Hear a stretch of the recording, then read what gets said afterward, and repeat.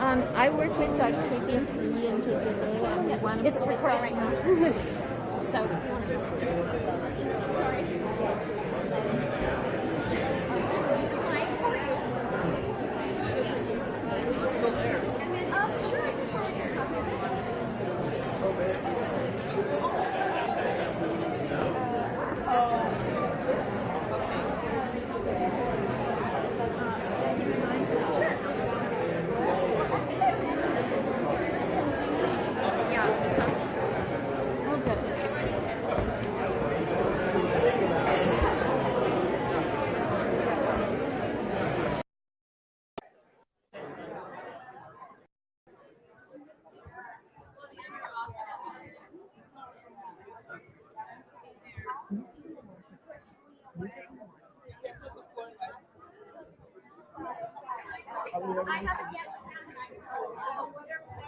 Yes.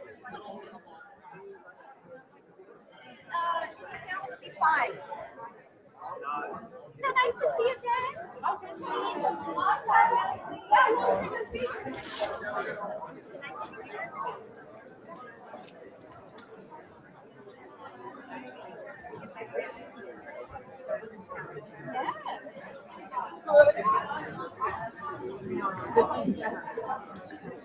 So the pink, yeah. That's what we're taking.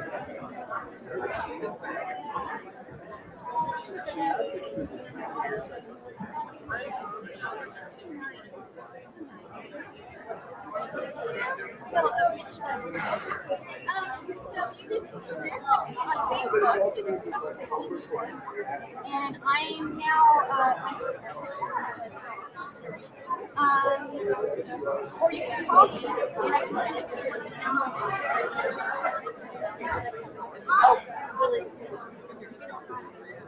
Yeah, well, after this is done, then yeah.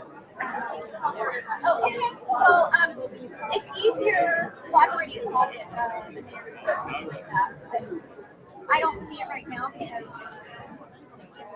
I'm going to stand by it right now. So I don't want.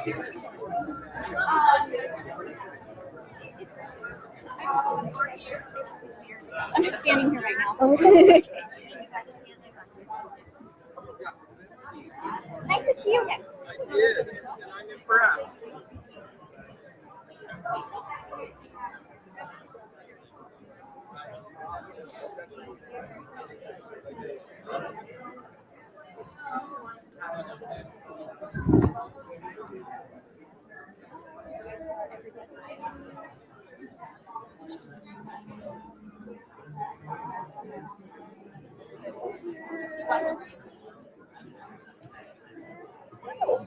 Jesse's mom.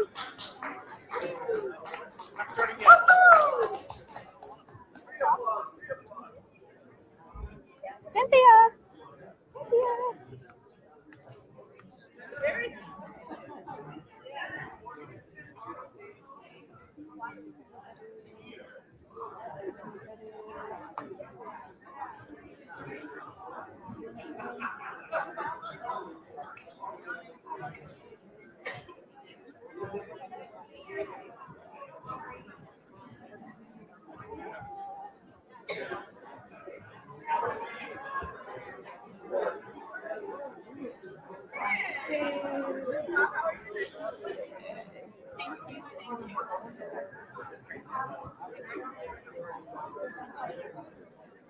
Hello. Who is this? Hey, how are you? Good.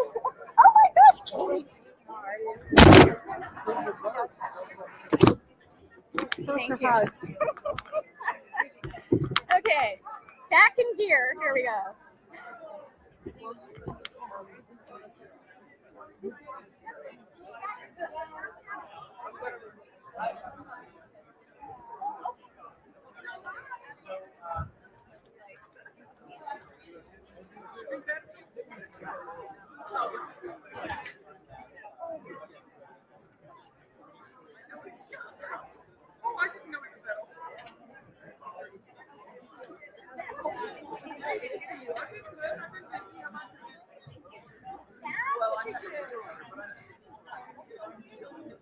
Welcome.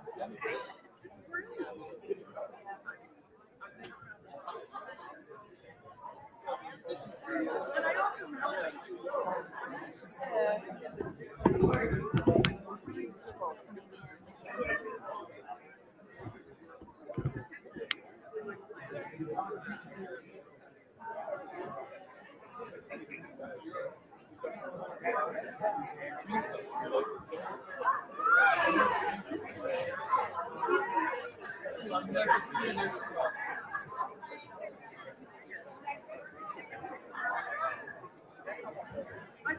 all misdemeanor.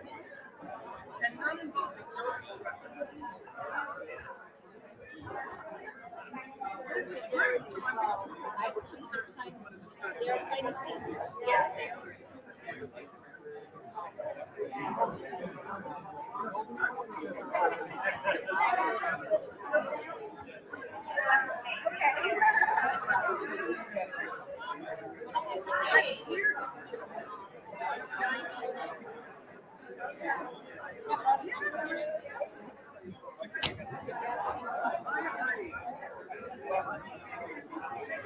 I saw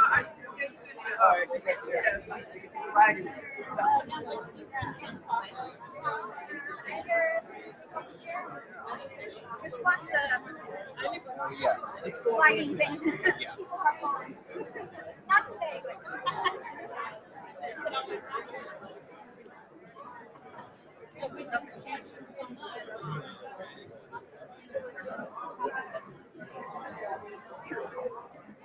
I'll be right back.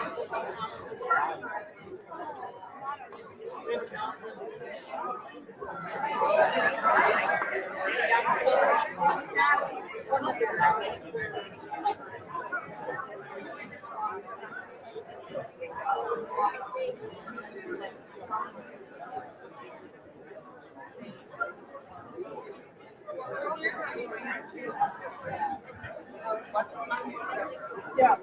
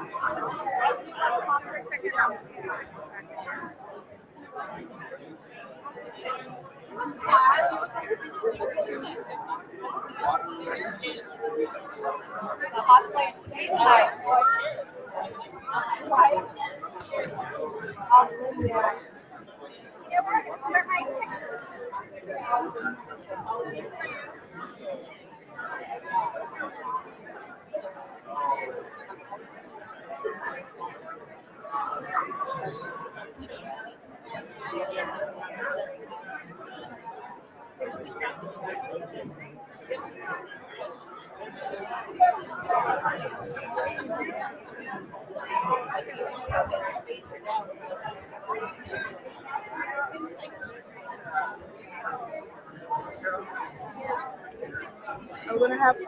Yeah, I gotta take. No, I have to take this seat from you. Oh, okay. Shall I just sit up here then?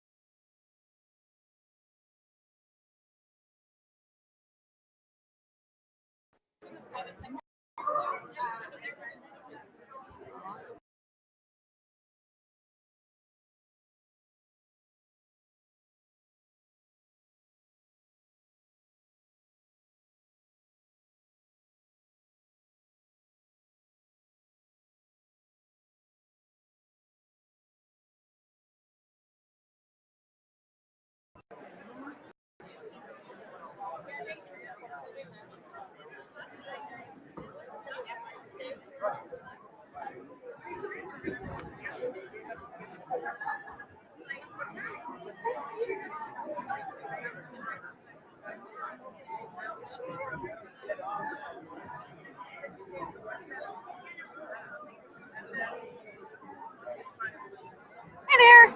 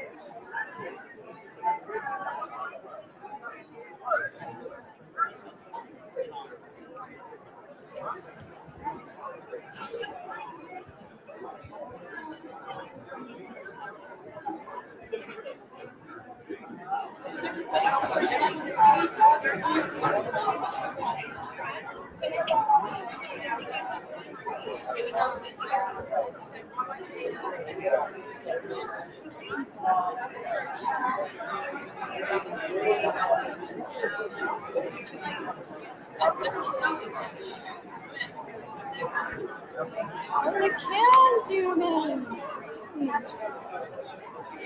Tara!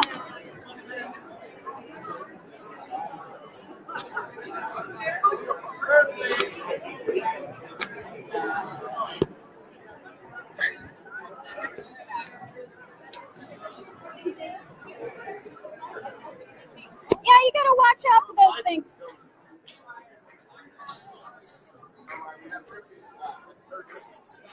Cool.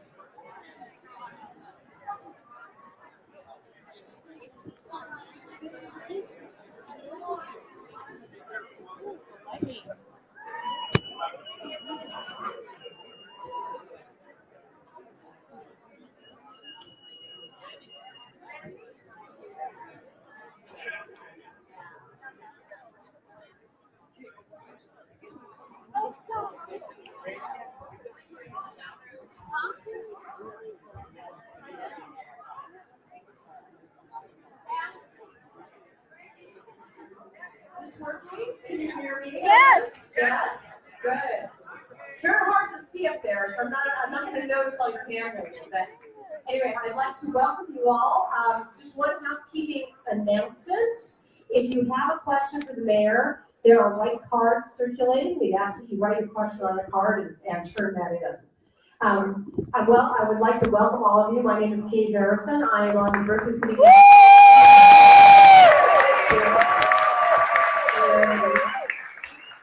And my job tonight is to greet you, welcome you for coming, and to announce how pleased I am to be here with you and honored to introduce our mayor, Jesse Arreguin. Jesse himself is going to tell you a lot about the progress the city is making under the leadership of the mayor's office in making the city more accessible, more equitable, and better managed. But I'm here to tell you a few things about Jesse as a person, a colleague, and a leader, and I promise there are no jokes in here. I've been amazed over the last 10 years I've known Jesse by his ability to push progressive policies forward while bringing people together. This was demonstrated by his time on the rent board and the city council, and is even more true today in evidence as the mayor. The progress we've made in the last few months would not have been possible without Jesse's ability to bridge political divides and unite the city council. And he's done so without compromising his values.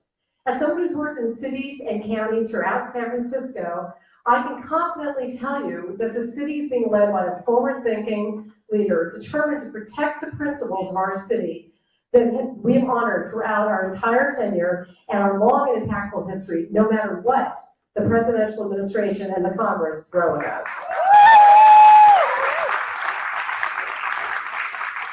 He is also one of the hardest working people I have ever met, with an eye for the long run good of the community, not just the short-term political win.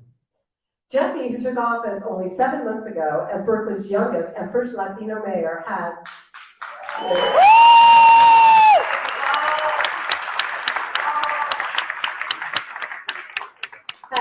defied fear and prejudice and stood up for our immigrant communities in making Berkeley a sanctuary city and moving to withdraw city investments from fossil fuel infrastructure and the construction of the wall that would divide us from our Mexican brothers and sisters. He's made strides in addressing our affordable housing crisis and fighting homelessness amongst the 1,000 unhoused members of our community.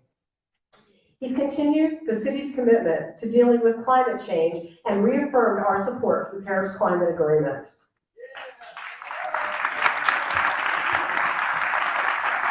And amongst other things, he has reliably demonstrated his commitment to small business and a thriving downtown, which is my district here, District 4.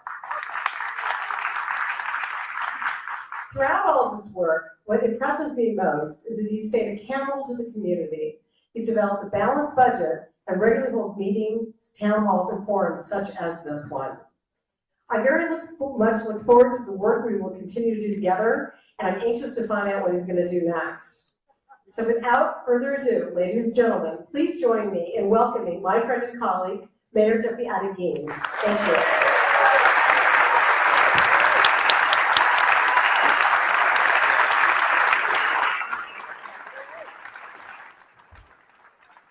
So I'm just getting up on my soapbox here for speech tonight.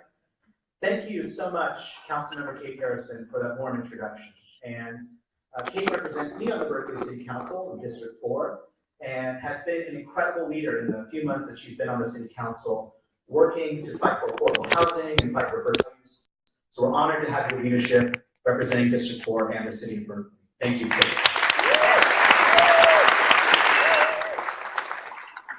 And good evening, and welcome to downtown Berkeley. And it's so wonderful to see so many Berkeley residents and business owners and community leaders here tonight. And I want to acknowledge my fellow elected officials on the City Council who are here. In addition to Councilmember Harrison, we have Councilmember Chris Worthington representing District 7. Councilmember Ben Bartlett representing District 3. Councilmember Cheryl Davila representing District 2. Councilmember Sophie Hahn representing District 5. Councilmember Lori Jersey representing District 8. We have We have a quorum of the city council, so hopefully no Brown Act violations will be committed tonight. We also have our city auditor, Emery Hogan. Thank you very much, Auditor, for being here. And we have representatives of some of our elected representatives in Washington and Sacramento. We have representatives from Congressman Lee's office, from State Senator Nancy Skinner's office, from Assembly Member Thurman's office, and we also have our county supervisor, the Honorable Keith Carson, is joining us as well. Thank you very much. And we also have School Board Director Judy Appel. Thank you so much for being here. We're also joined by our incredible city manager, Dee Williams Ridley.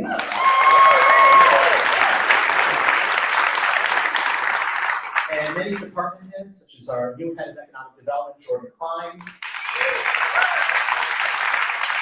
Our budget manager, Teresa Berkeley. Our Director of Health, Housing, and Community Services, and a great advocate for equity, Paul Budenhagen. And our Chief of Police here, Andy Greenwood, here as well. And thank you, Chief, for joining us as well. There he is. It's really a pleasure to be here with you tonight at the Berkeley Rep, which is the heart of our downtown arts district and a regional center for arts and culture. And every year, thousands of people from throughout the world visit the Rep for its award-winning performances. They are one example, the Rep is one example of what makes Berkeley such a vibrant community. So thank you to the Berkeley Rep for hosting us this evening.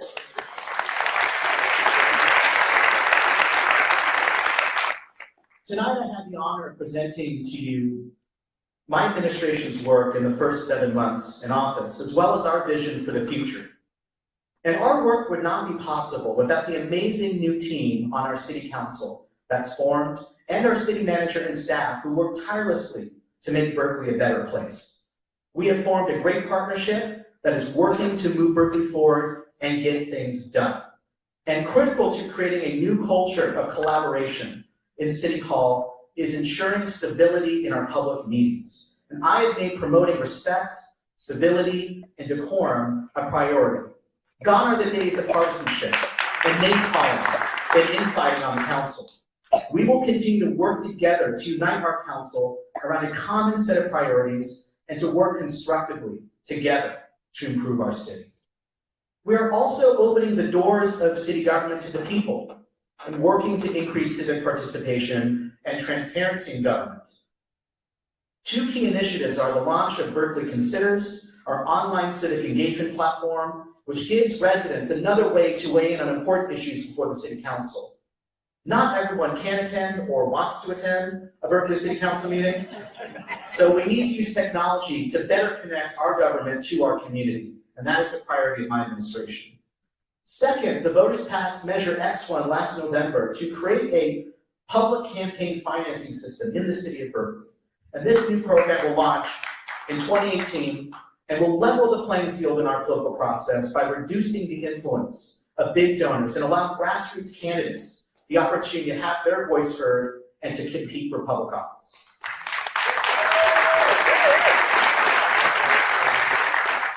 The review of past elections shows that the candidate who spent the most money, except for my race, won. And we need to change our local elections so the voice of the people has the most influence, not the voice of big donors. Yes. Tonight we gather at a time when cities like Berkeley must reaffirm our progressive values. It's important, now more than ever, to show the world what we stand for. And while the administration in Washington may be leading our country down a dark path, cities like Berkeley must serve as beacons of hope. And while the Trump administration retreats from the challenges of our day, America's cities, the great engines of innovation and diversity, must lead, and we will lead at this time.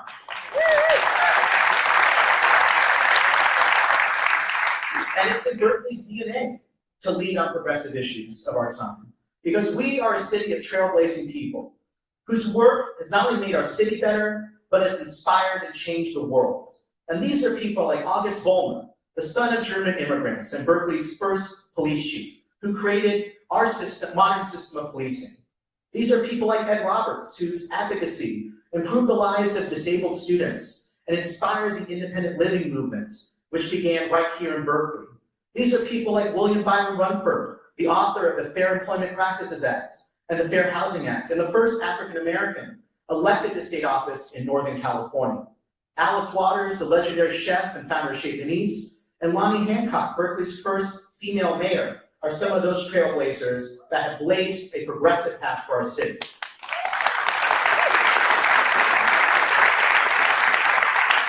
And of course, Mario Savio, that legendary UC Berkeley student who fought so eloquently for his fellow students' right to protest and to speak their minds without fear.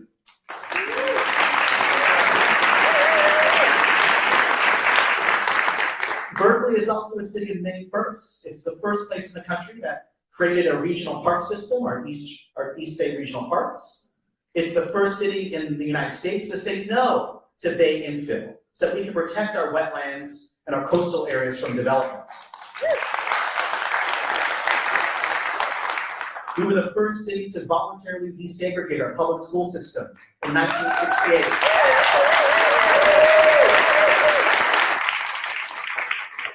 We were the first city in the nation to offer sanctuary to conscientious objectors who refused to fight in the immoral war in Vietnam.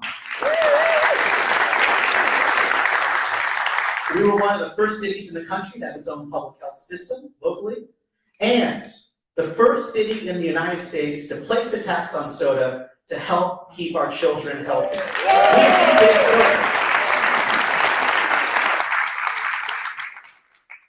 Berkeley may be a city that's smaller in size, but our history, our values, and our voices are known around the world. Ideas are sparked here. Movements are born here. New innovations, from curbside recycling to curb cuts, got their start right here in Berkeley. And we are recognized as a center for academic achievement, innovation and exploration, free speech, progressive politics, arts, and culture. We are also known as being a city that's rooted in the values of compassion, equity, and community. And it is these values that guide my work as your mayor, and today we must fight harder than ever to advance these values. And while the federal administration wages war against immigrants who help make our country great, they make our country great, and it's already great. Berkeley is carrying on our proud tradition of being a sanctuary city and standing with our immigrant brothers and sisters by reaffirming our status as a sanctuary city.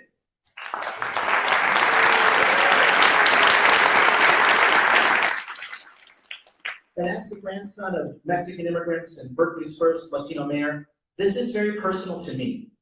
And let me be clear, we will not cower in the face of threats to cut our city's federal funding because we are a sanctuary city. We will defend the basic rights of everyone, regardless of their nationality, to be able to live in our city free from detention and prosecution, to be a city that's a city of refuge for all people, regardless of their citizenship, regardless of their religion, regardless of their background. We will remain a sanctuary city.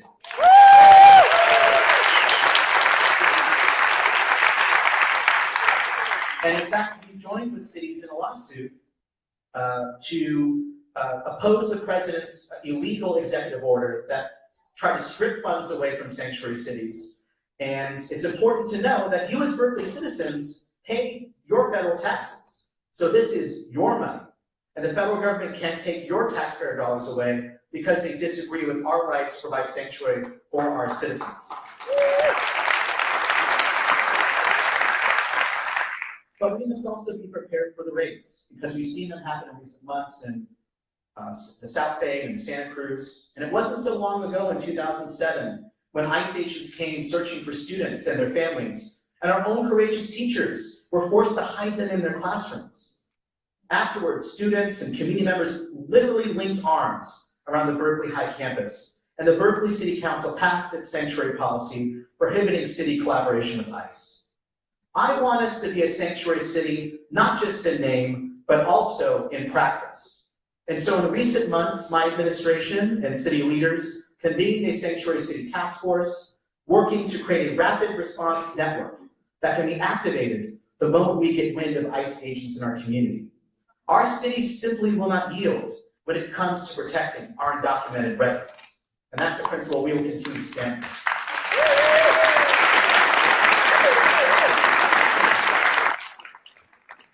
This spring, Berkeley became the first city in the nation to divest from any company that seeks to be part of building the ridiculous, offensive, and un-American border wall.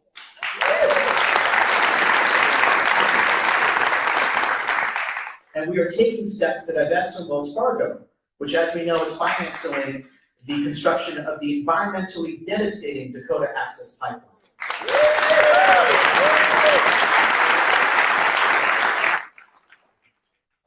And we must ensure that we are investing our taxpayer dollars in a socially responsible way. That is one way that we can truly resist. And we've done it before. In 1979, Berkeley voters passed a measure to divest taxpayer dollars from companies doing business with apartheid South Africa. And the movement to divest from South Africa started here and spread across the country, creating economic pressure on the apartheid government, leading to the release of Nelson Mandela and free elections in South Africa.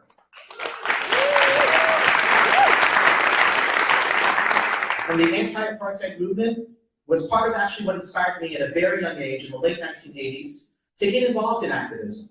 And it shows that Berkeley's example can inspire a worldwide movement to create meaningful social change. And of course, we're all heartsick that Trump has announced that he's pulling out of the Paris Climate Accords. And so, in response, I was among one of the first 350 US mayors to sign a pledge reaffirming our commitment to the Paris Accords and our commitment to fighting climate change and investing in renewable energy right here in our own community.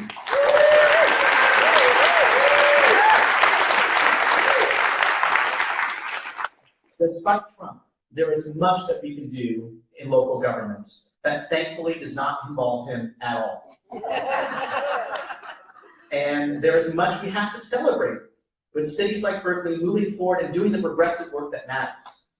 In Berkeley, we're seeing enormous growth and change in our downtown and throughout the city, with new businesses, restaurants, and a new hotel soon under construction. Our unemployment rate is just at 3.2%, the lowest it's been in many years and lower in both the county and state averages. Our vacancy rate here in the downtown is just 4%, the lowest it's been in at least 5 years. And in January, since January, our city processed 783 new business licenses, with 141 businesses being certified as green for their commitment to sustainable practices. Berkeley's innovation sector is buzzing too. Our city is now home to at least 10 co-working spaces that host more than 750 businesses and over 70,000 square feet of office space. And that's the home of the flagship campus for the University of California and the Lawrence Berkeley Labs. An incredible amount of research and innovation is occurring right here in our community. And we want to capture and incubate those research spin-offs right in our own city. That will require creating more office space and continuing the kinds of initiatives like the Berkeley Skydeck, a co-working and innovation space. But we also want to encourage worker cooperatives as a tool for upward mobility. Yes.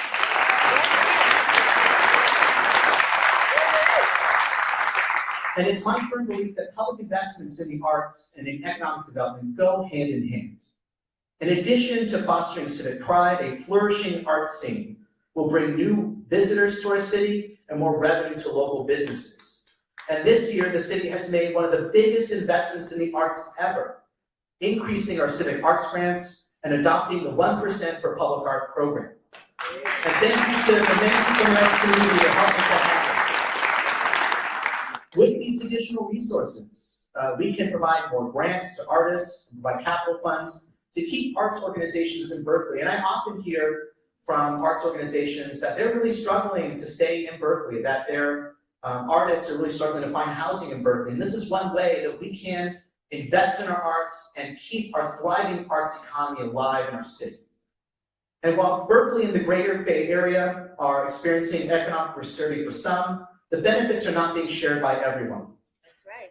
And so while we do have over 4,000 new housing units in the pipeline, much of them near BART stations, and while I'm happy that we're creating new housing, I know that when many Berkeley residents see these new buildings going up, they may not see a place for themselves there.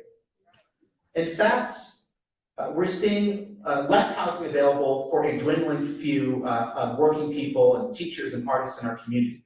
So today, the entire Bay Area is in the midst of an affordability crisis, which threatens the diversity and the character of our communities, and Berkeley has not been spared. I regularly hear from people, almost every day, who grew up here and who work in this community for years, and that simply can't afford to live here anymore. And a recent poll found that a third of Bay Area residents are considering moving out of the area because of steep housing prices. Many small businesses are being pushed to the brink. Skyrocketing rents have also caused the displacement of many African Americans, Latinos, working families, diminishing our city's diversity and vibrancy. And our young people, myself included, increasingly can't afford to live in Berkeley or the surrounding areas, and our artists and teachers have been pushed out due to higher and higher rents. At a time when disparities in housing, health, and income are expanding at an alarming rate, my administration and my fellow elected officials at City Hall are working to broaden opportunity and to make this city more affordable and accessible for all.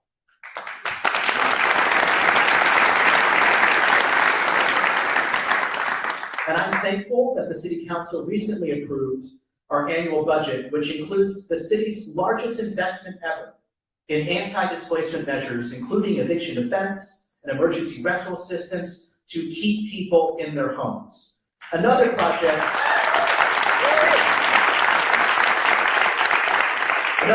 we're very excited about is the Berkeley Way Affordable Housing Project, not too far from here on Berkeley Way, which will bring some 140 units to our downtown. This includes 89 units of permanent below-market rate housing, 60 emergency shelter beds, 12 beds specifically reserved for veterans, and space for critical homeless services. So we're excited about that project, and we're committed to moving that project forward. And I also believe that as we build new housing, we must strike the right balance. And I'm thankful that we recently approved a new apartment complex on Adelaide Street, which shows that balance by including both market rate housing and low-income housing and moderate-income housing. And we have shovel-ready projects ready, like a senior housing project at Oxford and Cedar that's ready to move forward, and we want to move those projects forward to create more affordable workforce housing for our citizens.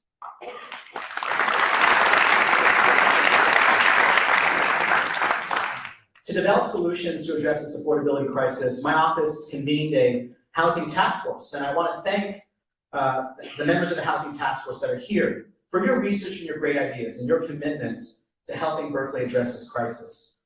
And working with them, we developed a short-term housing action plan, which was adopted by the City Council, which focuses on creating new housing, preventing displacement, increasing funding for affordable housing, and permit streamlining.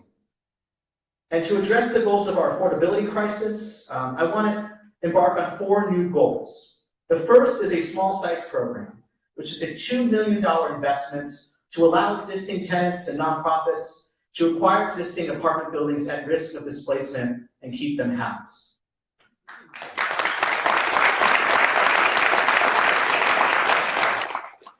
The second is working in partnership with our Berkeley Unified School District to create employee housing for our teachers and classified staff.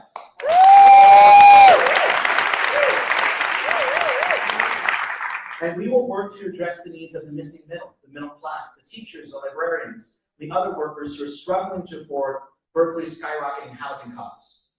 And we will set a goal of constructing 600 units of permanently affordable housing in the next 5 years, and I know we can meet that goal.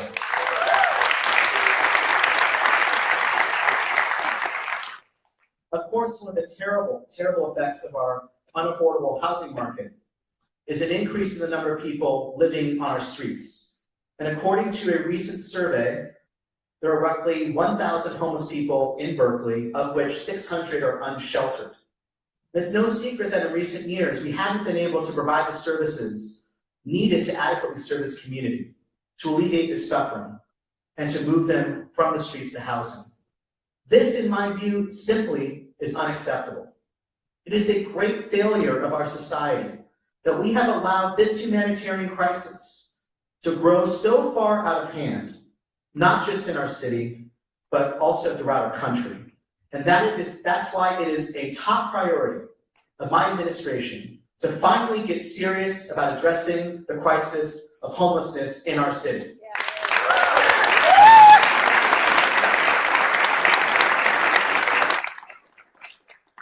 And after much research and consultation, working with Councilmember Sophie Hahn, we launched an exciting new initiative, the Pathways Project, which is a comprehensive plan to address homelessness in Berkeley. The goal of Pathways is twofold: to address the crisis on our streets, reduce the impact of encampments on businesses and residents, and to provide respite and stability and connect people to long-term housing through a navigation center and through a bridge living community. This will literally be a pathway out of homelessness for people on our streets. And just a few weeks ago, the City Council approved $400,000 in capital funds to start the launch of the Pathways Project, which will offer short-term and long-term shelter for our most vulnerable residents while we connect them with the critical services they need to turn their lives around. Our goal with the Pathways Project is to meet people where they are with the hopes of getting them off the streets. And I'll be very honest with you, the city cannot do this alone. We are seeking additional state and county funding, but that even is not enough. And we need ordinary people like you who care about this issue in the community to step up, to join us if this project is to truly succeed. Senator Bernie Sanders, a hero of mine, recently said, "A great nation is not judged by the number of billionaires and corporate tax breaks. It's judged by how we treat our most vulnerable people." And I wholeheartedly agree. And I believe the same can be said about our city. Berkeley has a reputation as a compassionate city, a place that cares for the most vulnerable. But we have to live up to that reputation in order for it to endure. It must be continually re-earned. And so I will need all of your support in the months and years ahead. And I know I can count on you. And I believe our entire city benefits when more among us have access to safety, to shelter, and to a roof over their heads. I believe these are basic human rights.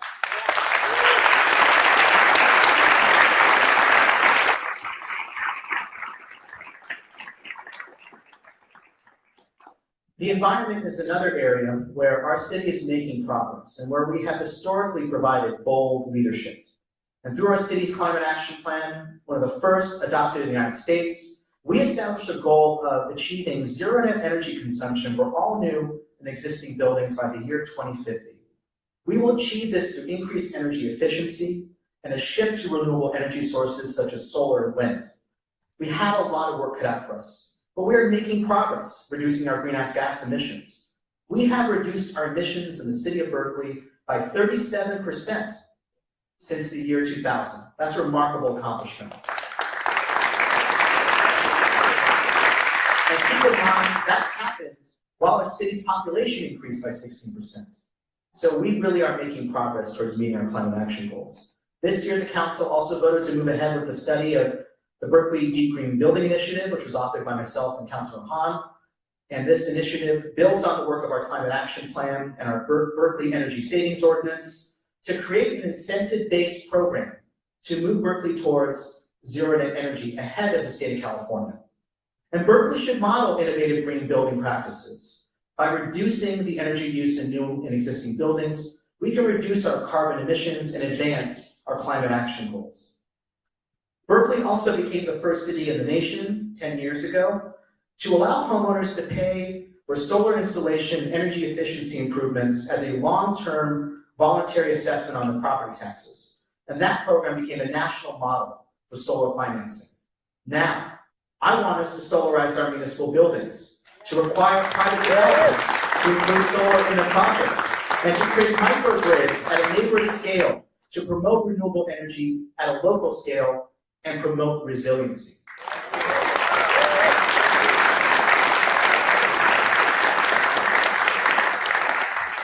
And I'm excited that Berkeley recently joined the East Bay Community Energy Authority, which for the first time ever will give Berkeley residents an alternative to PG&E and the chance to get 100% of their energy from renewable sources. I serve on the board of the East Bay Community Energy Authority, and we are excited to launch a local clean and green energy option for our residents next spring, 2018.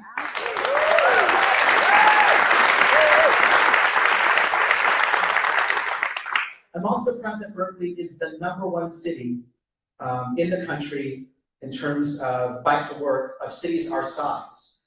We have more than 1,200 electric vehicles on our streets. We definitely want more. And we have an ever-growing number of charging stations throughout our city. We definitely need to increase that number as well. Tomorrow, we launch Bike Share in Berkeley and throughout the East Bay, which is another exciting step. And we recently adopted a bike plan, which will create a low-stress network of bikeways throughout Berkeley, including protected lanes, bike lanes, on Milvia Street here in downtown Berkeley.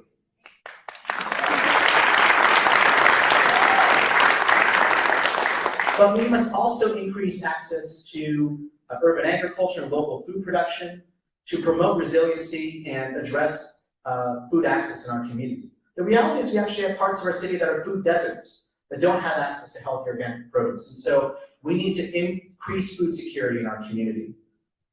We're also moving ahead with improving our infrastructure, and thanks to all of you, the voters of Berkeley, we passed Measure T1 last November with a $100 million infrastructure bond, and the City Council 2 weeks ago allocated the first $37 million in bond funds to fix our streets, to improve our sidewalks, our city buildings and parks, and to create green infrastructure projects to reduce stormwater runoff.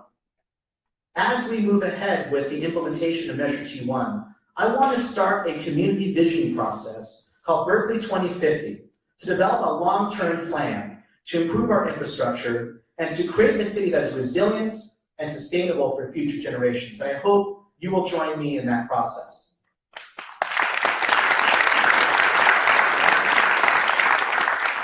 We are a city that's driven to do all that we can to ensure a sustainable environment and future for our people.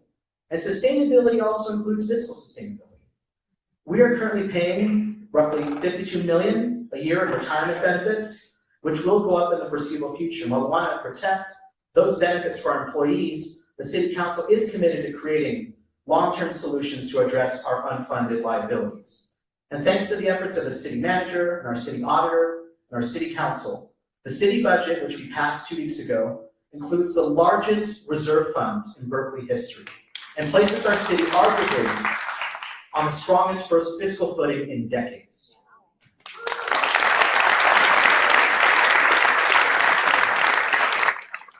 The budget we adopted makes great improvements to the city's fiscal health while simultaneously avoiding major cuts to social services. And in a national atmosphere of murky political dealings and alternative facts, I intend to create a council budget subcommittee and a citizens budget committee in order to accomplish the two twin goals of promoting transparency and fiscal responsibility. And we're also looking ahead by initiating conversations with Mayor and with UC Berkeley regarding development agreements that are set to expire in the next 5 years. And initiating those conversations will ensure that we are in a strong position in future negotiations over mitigations. For far too long, the city and university have had a tense relationship. And while the university must be a good neighbor, and we will certainly hold them accountable to that, there is also an enormous opportunity to develop a stronger partnership between town and GAM. And I'm proud that in my 7 months in office, we've laid the foundation for a strong working relationship with our new Chancellor, Carol Christ. And we are a city that's committed to expanding educational opportunities for everyone who calls Berkeley home. And despite our world-famous UC Berkeley campus, we have one of the largest racial achievement gaps in the state of California. We are working with our school district through the 2020 initiative to reduce these educational disparities and to address the opportunity gap in our schools. And we remain committed to closing the achievement gap in the city of Berkeley.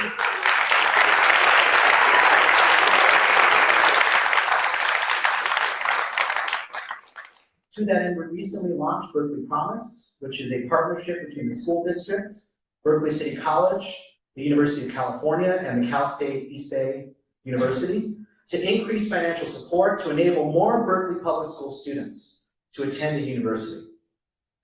Educated minds also need healthy bodies. When it comes to health disparities in our city, we know we have a long way to go.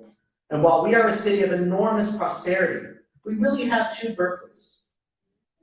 And depending on your race and where you live, you may have a higher rate of asthma, obesity, heart disease, or early mortality. And there are also major disparities in housing, jobs, and academic achievement. And so we need to do everything we can to close the opportunity gap in our city so everyone has an equal opportunity to succeed.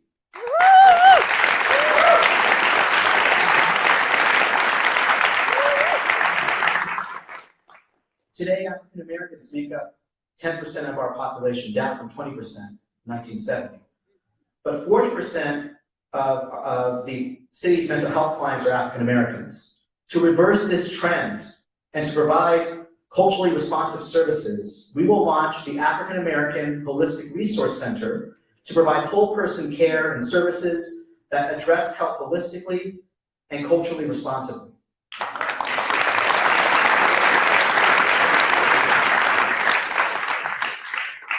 Many of you are aware that we are facing the closure of our beloved Alta Bates Hospital. And how many of you were born in Alta Bates or have children or grandchildren that were born in Alta Bates? I'm sure many of you. This is such a tragic situation, and it's going to put people's lives at risk. This hospital served our city and our surrounding areas for generations, and shuttering Alta Bates without a plan in place to provide emergency care will place hundreds of thousands of residents along the I-80 corridor from Richmond to North Oakland at risk. When minutes can make the difference between life and death during a medical emergency, such as a heart attack, the lack of a hospital in such a large area will have disastrous consequences. So in light of this impending closure, my office convened a regional task force that includes Alameda County and Contra Costa County health representatives, the California Nurses Association, UC Berkeley, and the cities that are impacted by these closures. And we are working with our State Senator Nancy Skinner on a bill which would require the Attorney General for approval of any hospital closure to give cities a voice and some power in this process.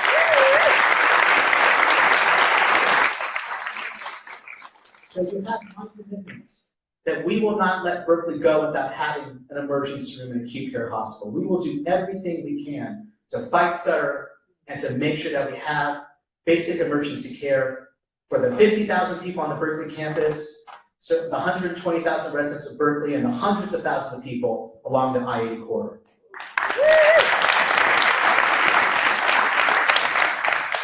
And now I want to address a recent and unexpected challenge that we face as a city.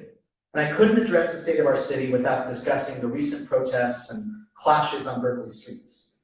And during those difficult days earlier this year, our police department faced tough situations. And I want to commend Chief Greenwood and the officers of the Berkeley Police Department for their excellent work in responding to this very challenging situation.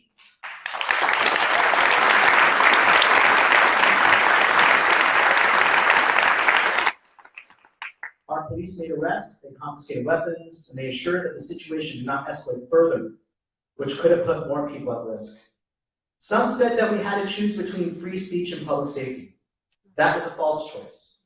We were never willing to trade one for the other, and we never will be. I want to close tonight by letting you know just how honored I am to be mayor of this amazing city. When I ran for mayor and talking to thousands of Berkeley residents from the hills to flats, it deepened my love and appreciation for the city and an awareness of the challenges facing our city. But we stand ready to tackle those challenges and to move Berkeley into a new era. When I first moved to Berkeley 15 years ago, I could not imagine I'd be standing here at the Berkeley Rep before you today, gave my first State of the City address as Mayor of Berkeley.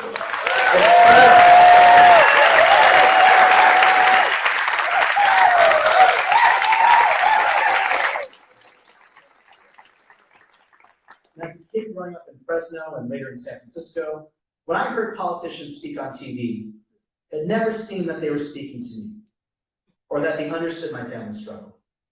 I'm the son and grandson of farm workers, and when I was young, I watched my parents, who are here, and I thank them so much for being here, for all their love and support.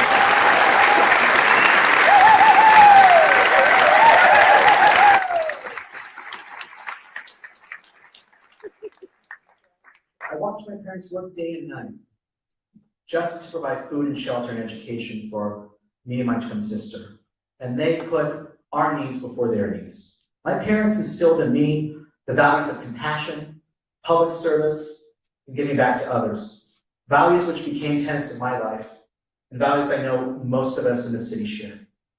And throughout my youth, my family was priced out of housing due to owner movement evictions and escalating housing costs. And so I know the terrible experience that some of our Berkeley neighbors have known of being evicted, of losing one's home. That is something I too have felt. But despite the odds we faced, and thanks to the love and hard work and support of my family, I was able to get an education and to reach for my dreams. And a big part of those dreams was attending the best public university in the world, UC Berkeley. Go Bears. And when I visited the Berkeley campus, the city of Berkeley, as a high school student, I fell in love with Berkeley, with our diversity, with our culture, with our progressive values. And I knew that this is where I was meant to be, and this is where I wanted to live for the rest of my life. And I became the first in my family to graduate from college. And in the years since, I've been fortunate to have had the opportunity to serve this community on the Rent Stabilization Board, 8 years as the District 4 council member, and now as your mayor. And it was a path I wasn't certain of, or let's be honest, even likely to take. And I know what it's like to face long odds. And I take the challenges facing our city very seriously. But I also know that together, we can overcome them. Now more than ever, it is essential for Berkeley to lead, for our city to be one of those bold, progressive beacons amongst the darkness that has descended over much of our nation's politics. Today, we must rededicate ourselves to the idea that everyone in our city, regardless of their race, religion, gender, creed, sexual orientation, or where they come from, deserves a safe and vibrant community to call home.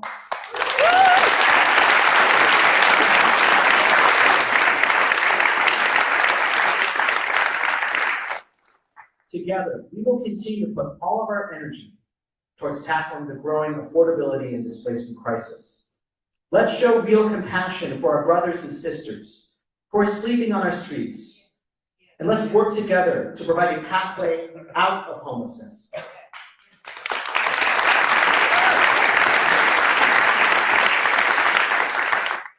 We will continue Berkeley's trailblazing environmental leadership to ensure a healthy future for generations to come.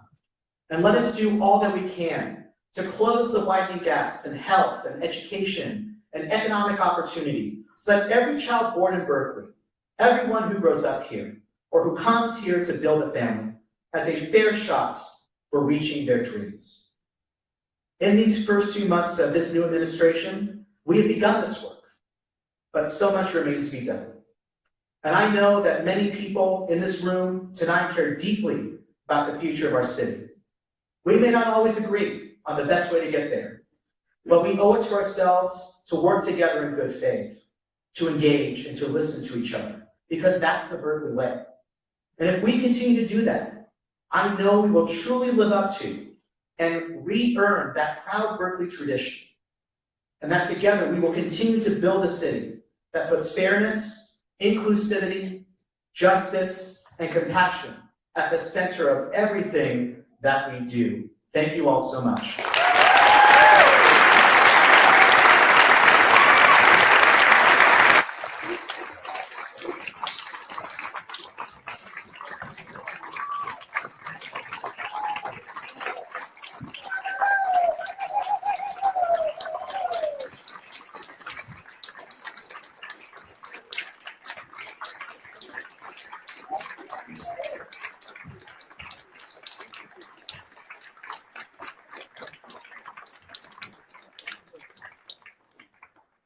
So thank you all so much for coming, and we now have time for questions from the audience. And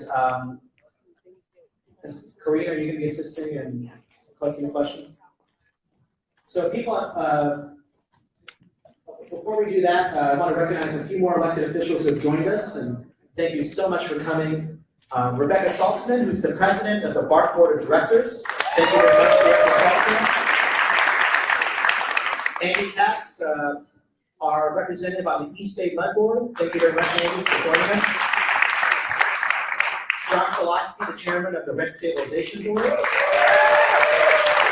Paolo Rivera for the Rent Board, and Justin Henley for the Rent Board, and maybe a few other Rent Board commissioners here. Thank you for joining us. and Nikki Gonzalez, and our representative on the Florida Community Colleges Board, very happy for Berkeley. And Karen Weinstein, our other representative for Berkeley on the Florida Community Colleges Board. Thank you very much, Karen, for joining us. So we'll be collecting cards and welcome your questions.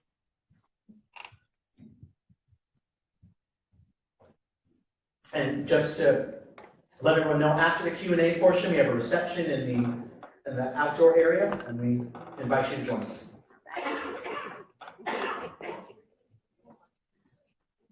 So this question asks, please speak to the Urban Shield issue. And so I'll certainly speak about my position on the issue and why the City Council took the action it took several weeks ago. So I share the concern of many in the community that Urban Shield does promote a hyper-military form of training for our police.